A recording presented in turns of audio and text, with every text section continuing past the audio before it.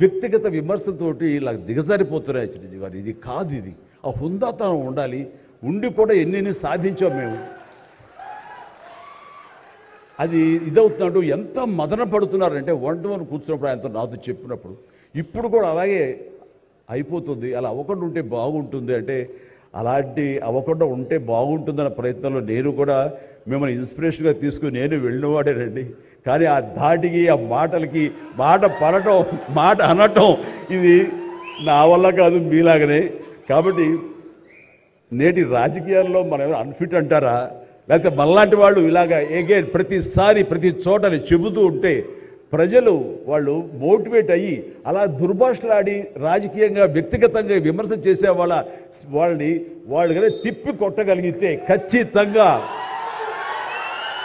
మీరనుకున్నది నేను అనుకున్నది జరిగి తీరుతుందండి. ఒక వాజ్పేయి గారు ఆ రోజుల్లో స్టేట్స్ మ్యాన్ అంటారు. ఆయనలాగా మళ్ళీ అంత హుందాతనం మళ్ళీ మనం ఈ రోజున మనం వెంకయ్యనాయుడు గారిలో చూస్తున్నాం. అయితే ఆయన రాజకీయంగా కొంచెం విశ్రమించారు కాబట్టి ఈ రోజున ప్రజలే ఆలోచించుకోవాలి. అలాగా నోరు జారే వాళ్ళని దుర్భాషలాడుతూ వ్యక్తిగత విమర్శలు చేసే వాళ్ళని తిప్పికొట్టే విధంగా నిర్ణయించే శక్తి మీకే ఉన్నది, మీరే నిర్ణయించుకోవాలని చెప్తున్నారు.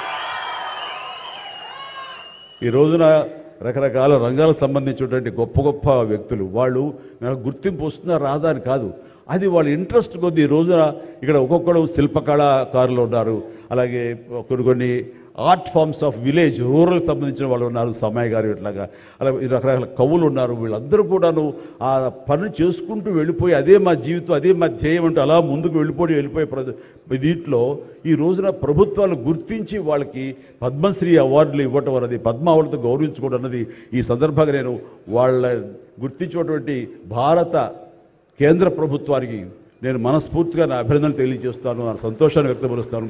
దీనికి మరీ ముఖ్యంగా మన ప్రియతమ నరేంద్ర మోడీ గారు ప్రధానమంత్రి, ఆయన దీన్ని గుర్తించి అలాగా ఇవ్వడం జరిగింది. ఇక్కడ ఒక విషయం చెప్పొచ్చో చెప్పకూడదో తెలియదు కానీ ఒక విషయం చెప్తాను. మధ్యాహ్నం నాకు